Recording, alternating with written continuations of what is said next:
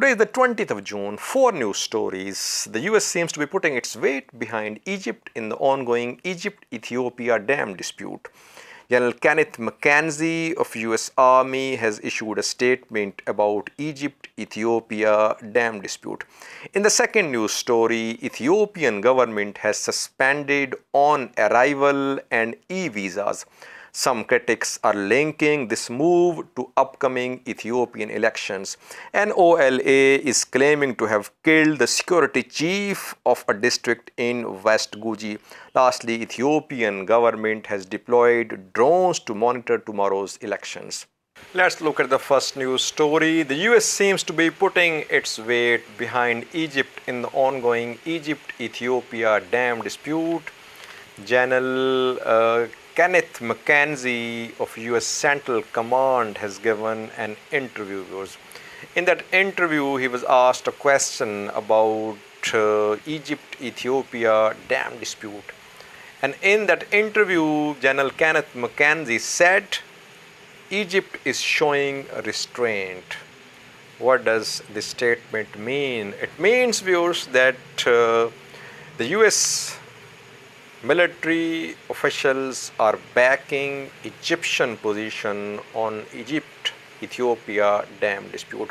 We have heard statements from the US State Department, from Jeffrey Feltman, US envoy to the Horn of Africa. Now General Kenneth McKenzie is saying the same thing, that Egypt is showing restraint. All these statements are meant to put pressure upon Ethiopia. Take a listen to General Kenneth McKenzie's statement about Egypt showing restraint. The Grand Ethiopian Renaissance Dam, or the GERD as we call it, is very concerning to us. We recognize the unique importance of the Nile to Egypt, not only culturally, but also for water supply and for the general economy overall. And I think Egypt has actually exercised enormous statesman-like restraint as they've tried to find a political, diplomatic solution to this problem. It is a genuine problem, and we're going to continue to work to find us. Egypt has emerged a key ally of the US within the past few months. In Israel-Palestine conflict, we saw that Egypt played a key role in the resolution of escalation of tensions between Israel and Palestine. Joe Biden, US President, talked to Al-Sisi, President of Egypt, several times in the past few months, viewers. That is why Egypt seems to be backed. It seems that Egypt is being backed by the US regarding Egypt-Ethiopia dam dispute. In the coming days, we'll see more pressure upon Ethiopia from the US before the second filling of GERD. Important question is, can Ethiopia start the second filling of GERD? We'll see in the coming weeks, viewers. The second news story is about Ethiopia suspending e-visas and visas on arrival. Ethiopian immigration website has confirmed that it is under construction, so no on-arrival visas and e-visas are being processed. Ethiopia issues on-arrival tourist visas for 3 months to 31 countries, including the US and the UK. So no one can be issued these on-arrival visas now since Thursday, viewers. On-arrival and e-visas are suspended. Members of African Union, member countries, they are also entitled to have visas on arrival in Ethiopia. Critics of Ethiopian government are claiming that this move is linked to Ethiopian elections. Ethiopia does not want Westerners to arrive in Ethiopia during the elections. That is why visas on arrival and e-visas have been suspended by Ethiopian government. But Ethiopian government officials say that the website of Ethiopian immigration department, it is under construction. That is why on arrival and e-visas are suspended. This suspension has come at a very critical time, viewers. After a few hours, Ethiopia is due to hold elections. Tomorrow is very critical, viewers, and the most important thing which needs to be seen tomorrow is internet. Will internet remain open?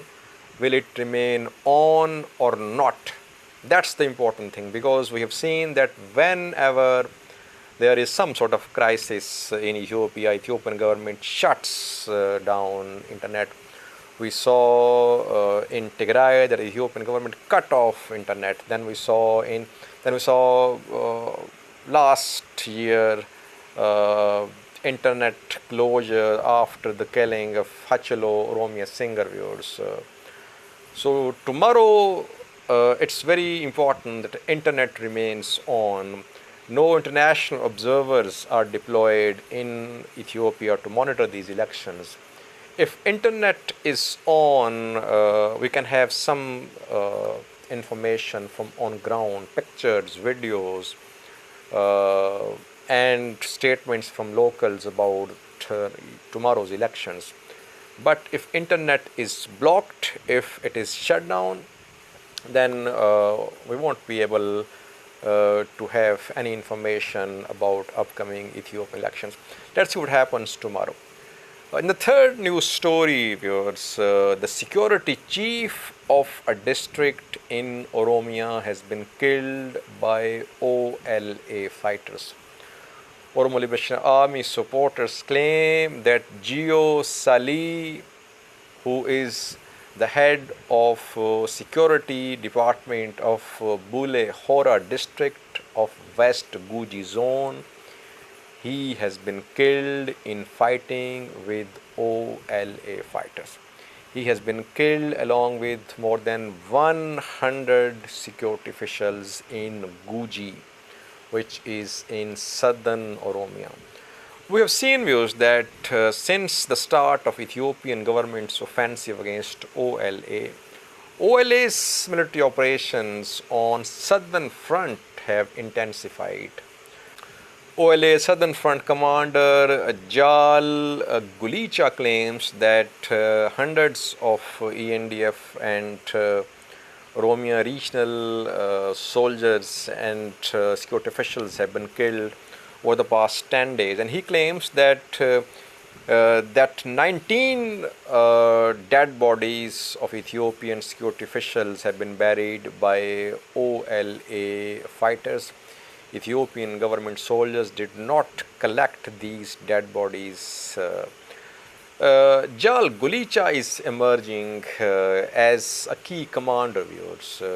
Jalmaro is the head of OLA, but we have seen that since the start of Ethiopian government's offensive, Jal Gulicha has managed to intensify OLA's operations in southern front. Lastly, the Ethiopian government says that it's ready to conduct tomorrow's election. Just a few hours ago, Prime Minister of Ethiopia chaired a meeting of National Election Security Strategic Command. In the meeting, he was given a briefing about security arrangements put in place about tomorrow's elections. It is being said that Ethiopian government has deployed physical security at polling stations. Satellite monitoring will be carried out. Measures have been taken against cyber threats. And lastly, drones will be deployed for monitoring and surveillance. Prime Minister of Ethiopia says that Ethiopia is ready to hold tomorrow's elections peacefully. Let's see what happens tomorrow, viewers. Some critics say that OLA, Jawar Muhammad, Bekle Garba, Daud Ipsa's popularity, their relevance is at stake in Oromia. If people come out in large numbers to vote, if they don't boycott these elections, it could be a blow to OLA, to OFC, and to OLF, Oromo Liberation Front. Let's see what happens tomorrow. Oromia is very critical for tomorrow's elections, viewers. I think for watching.